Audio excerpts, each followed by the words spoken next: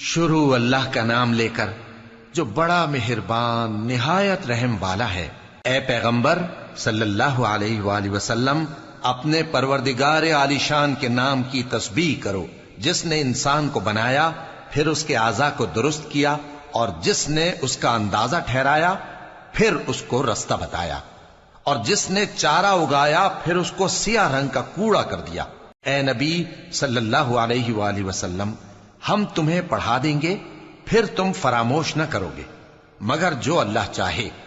وہ کھلی بات کو بھی جانتا ہے اور چھپی کو بھی، اور ہم تم کو آسان طریقے کی توفیق دیں گے، سو جہاں تک نصیحت کے نافع ہونے کی امید ہو نصیحت کرتے رہو۔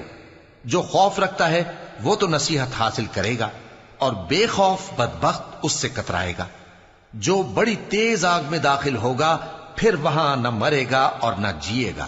بے شک وہ مراد کو پہنچ گیا جو پاک ہوا، اور اپنے پروردگار کا نام لیتا رہا اور نماز پڑھتا رہا۔ بات یہ ہے کہ تم لوگ تو دنیا کی زندگی کو ترجیح دیتے ہو، حالانکہ آخرت بہت بہتر اور ہمیشہ باقی رہنے والی ہے۔